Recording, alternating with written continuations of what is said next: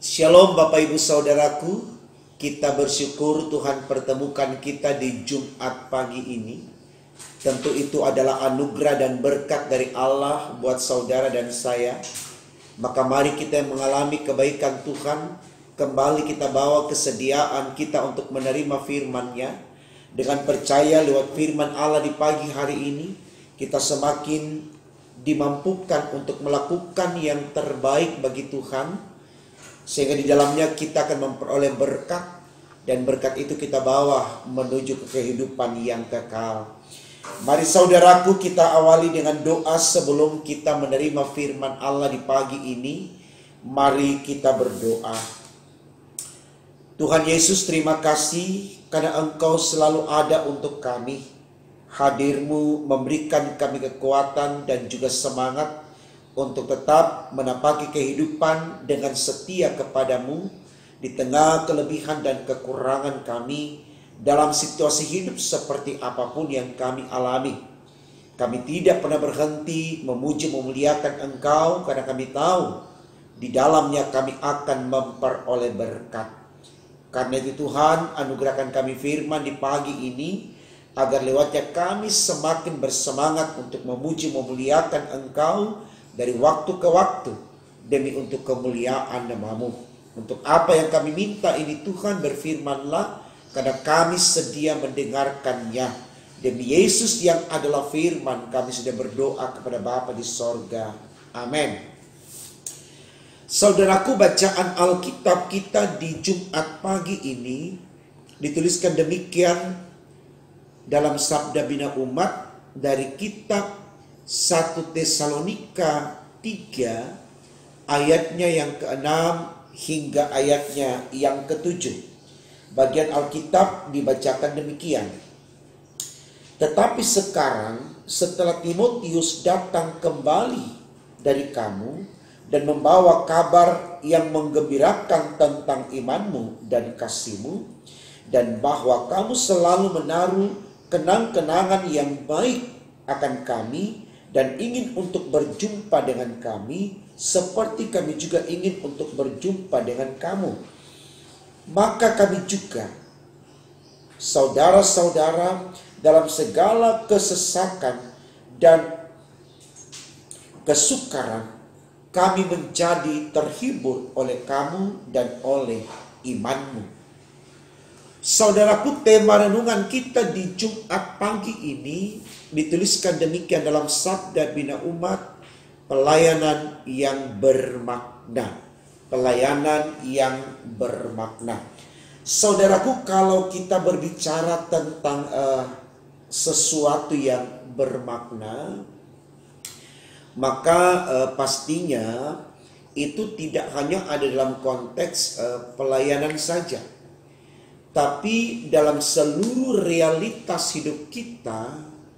Saat dimana kita mendharma baktikan diri lewat karya bakti kita, pasti kita selalu menginginkan sesuatu yang bermakna.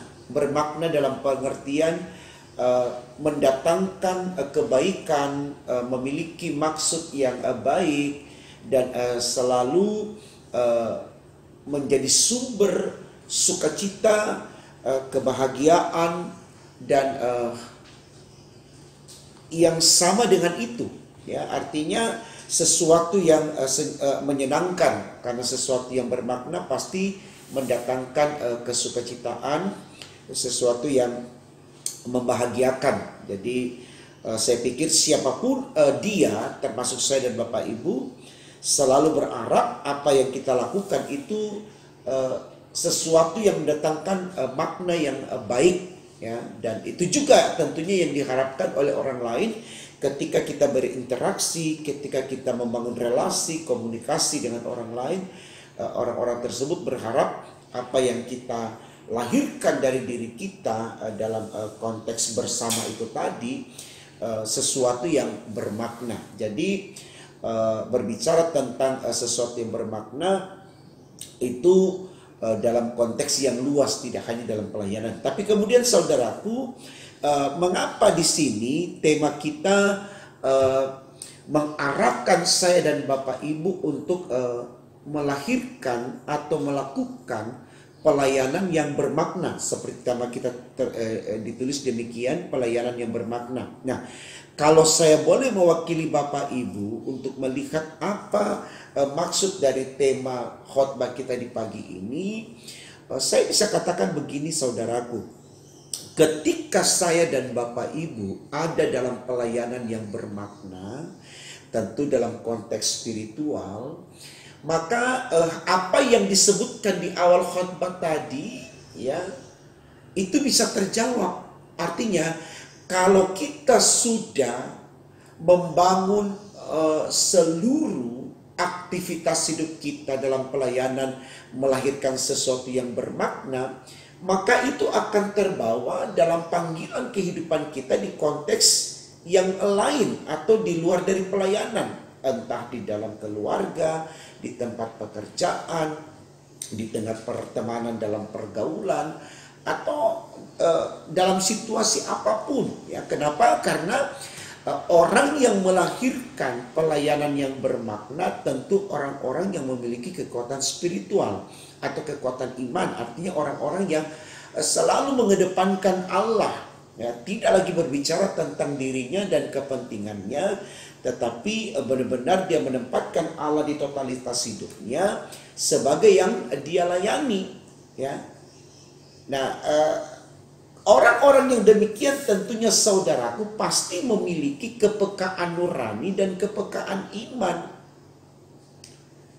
Kenapa? Ya karena orang yang dekat dengan Allah atau orang yang bergaul akrab dengan Allah atau orang yang selalu mengedepankan Allah, saya sangat yakin dia punya nurani atau bela rasa yang selalu dilahirkan secara tulus dan jujur, ikhlas tanpa pamrih. Dan itu karena dia punya iman yang percaya bahwa ketika dia melakukan kebaikan seperti yang Tuhan inginkan, maka di sana dia akan mendapatkan sesuatu yang terbaik, ya.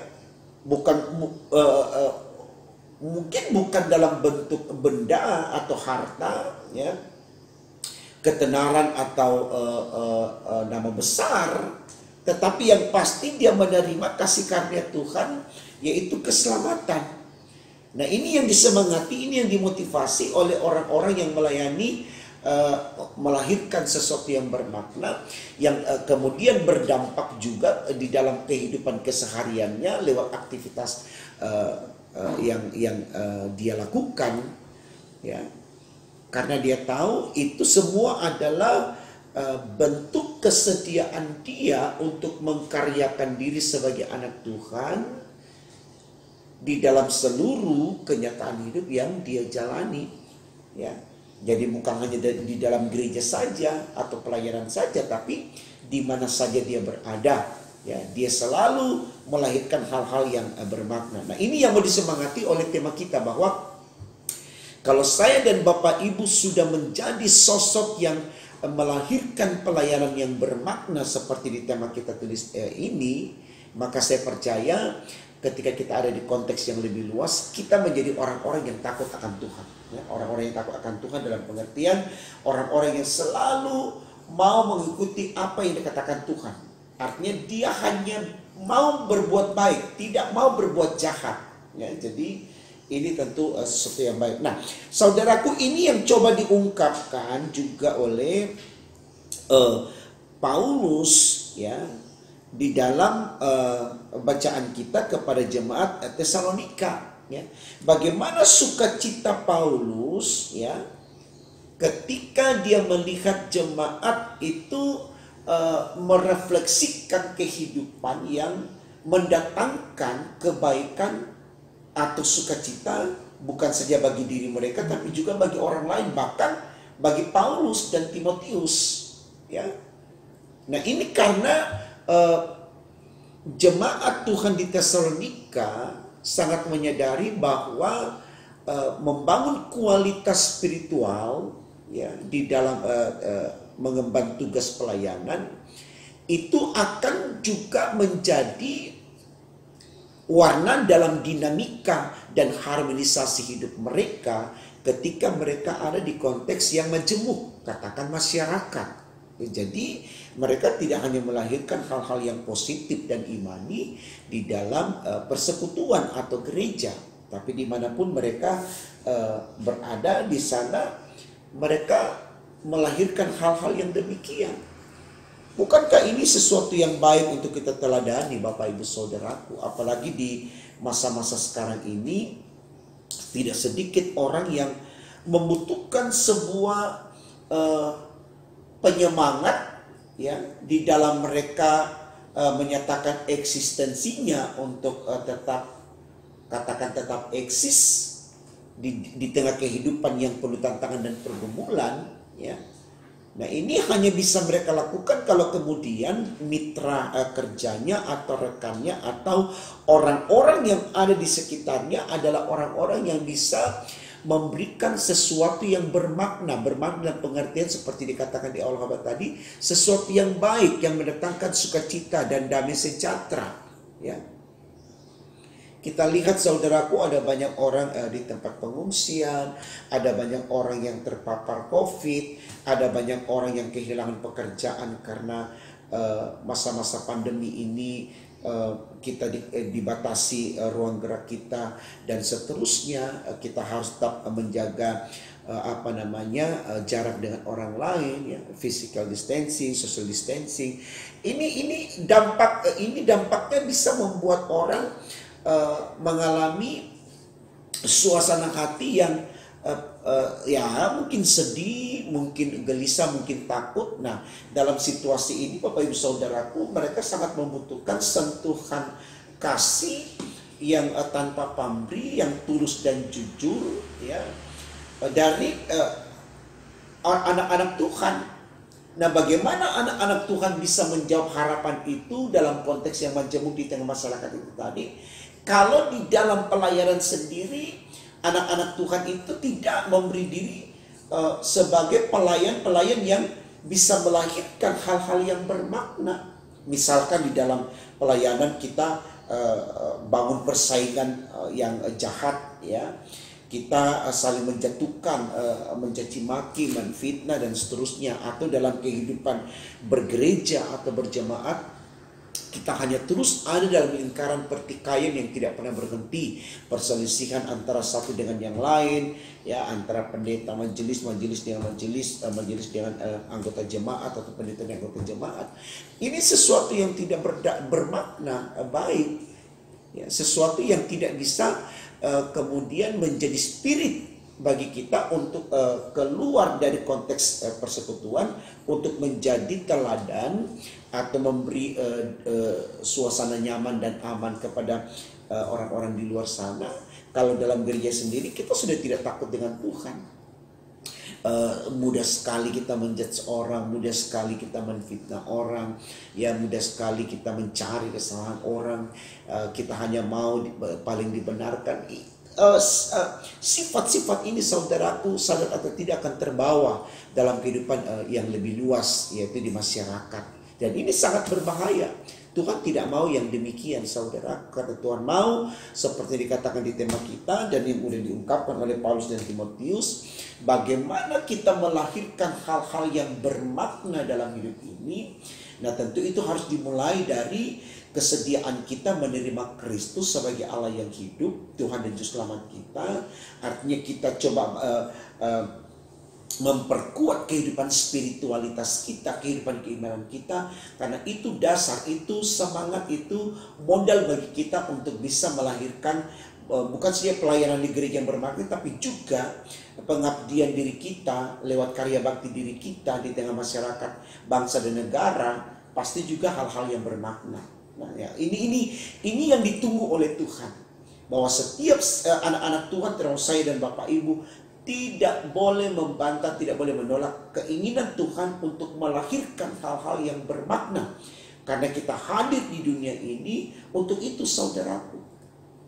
Untuk bisa membuat orang lain termotivasi, mengalami damai sejahtera Allah, dan kemudian orang-orang tersebut juga mampu menciptakan hal yang sama. Nah, kalau setiap orang punya kesadaran untuk menciptakan hal yang bermakna dalam hidupnya, melahirkan hal-hal yang bermakna dalam hidupnya, saya bisa bayangkan betapa bahagianya manusia di dunia ini. Nah, mari saudaraku, kita mungkin tidak usah meminta semua orang, tapi kita mulai dari diri kita, ya. Bagaimana kita motivasi diri kita untuk mau melakukan hal-hal yang positif dan imani, atau hal-hal yang bermakna baik, ya. Maka orang lain melihat apa yang kita lakukan, mereka teladani, sehingga dari kita banyak orang kemudian melakukan hal yang sama dan nama Tuhan diagungkan dan dipermuliakan. Ya, jadi mari sekali lagi di masa-masa yang sulit saat ini, tidak ada alasan bagi kita untuk tidak melakukan hal-hal yang bermakna, karena itu yang diinginkan oleh Tuhan, ya. Jadi semangat saudaraku dalam kesadaran iman bahwa apa yang kita lakukan untuk kemuliaan nama Tuhan tidak akan kembali sia-sia, tapi akan menjadi berkat bagi kita, dan itulah keselamatan buat kita yang percaya kepada Yesus. Selamat berkarya hari ini. Doa kami menyertai semua sehat, kuat, sukses, bahagia, karena berkat Tuhan menyertai kita sekarang dan selamanya. Tuhan memberkati firman-Nya. Amin. Mari kita berdoa saudaraku. Terima kasih Tuhan karena Engkau sudah berkati kami di pagi ini dengan firman-Mu yang menyerahkan kepada kami bagaimana kami mengawali seluruh tanggung jawab kami dengan iman di dalam Kristus. Karena iman di dalam Kristus akan menjadi kekuatan bagi kami untuk bisa melakukan hal-hal yang bermakna, tentu bermakna baik dalam hidup ini, sehingga lewat kami orang lain pun merasakan kedamaian dan sukacita, lalu mereka juga ikut melakukan hal-hal yang bermakna. Dan ketika semua manusia ada dalam kesadaran untuk melakukan hal-hal yang bermakna, maka kami aminkan kebahagiaan di dunia dan di sorga kami akan selalu rasakan, karena di dalam semuanya itu Tuhan berkenan, karena apa yang baik pasti disukai Tuhan, dan apa yang tidak baik pasti dibenci Tuhan. Karena Tuhan biarkan kami menjadi orang-orang yang baik, karena hanya dengan kebaikan itu kami bisa melakukan pelayanan yang bermakna demi untuk kemuliaan nama-Mu. Ini doa kami dalam nama Tuhan Yesus, kami sudah berdoa dan mengucap syukur kepada Bapa di sorga. Haleluya, puji Tuhan. Amin.